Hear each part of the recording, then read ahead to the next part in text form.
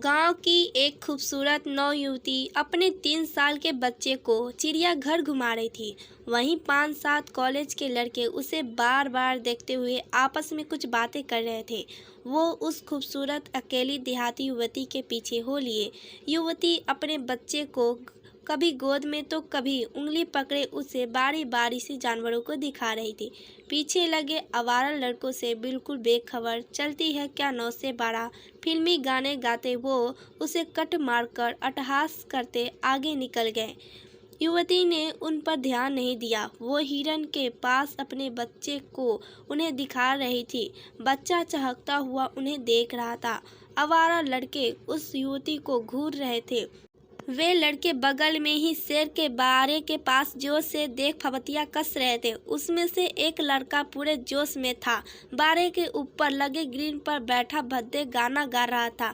युवती बच्चे को लिए शेर को दिखाने बढ़ चली थी। युवती को देख ऐसा प्रतीत हो रहा था कि उसे उन लड़कों से तनिक भी भय या वे उन्हें अनदेखा अनसुना कर रही है। युवक अति उत्साहित हो उठा। सभी ठहाके लगा रहे थे। युवती बारे के पास पहुंच चुकी थी।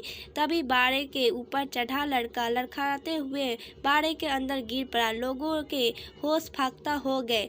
बाड़े से दूर बैठा शेर उठ चुका था। उसने गुड़ते हुए कदम धीरे धीरे लड़के की तरफ बढ़ा दिया। उसके दोस्त असहाय होकर खड़े थे और सिर्फ चिल्ला रहे थे। भागता हुआ एक गार्ड आकर शेर को आवाज देकर जाने को कह रहा था। 1 मिनट के भीतर अफरा तफरा मच चुकी थी और शेर को आता देख गिरा हुआ लड़का डर से कांप रहा था। उसके जोश के साथ शायद होश भी ठंडे पड़ चुके थे। माँ माँ बचाओ बचाओ की आवाज़ लगातार तेज हो रही थी और शेर की चाल भी। तभी उसे देहाती युवती ने अपनी वदन से 5.5 मीटर लंबी साड़ी उतारे बाड़े में लटका दिया। बाड़े में गिरे लड़के ने तुरंत उस साड़ी का सिरा मजबूत से पकड़ लिया। फिर लोगों की मदद से उसे निकाल लिया गया। गार्ड युवक को संभालता हुआ बोल पड़ा, पहले तुम्हारी माँ ने जन्म दिया था, आज इस युवती ने तुम्हें दोबारा जन्म दिया है। सिर्फ ब्लाउज और पेटीकोट में खड़ी वो अर्धनग्न युवती अब उन लड़कों को उनकी माँ नजर आ रही थी। दोस्तों, हो सके तो किसी को बेवजह सताओ नहीं।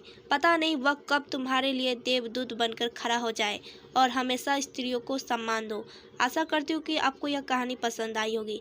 इस कहानी पर आपकी क्या राय है कमेंट करके जरूर बताइएगा। इस कहानी को पूरा देखने के लिए आपका बहुत बहुत धन्यवाद।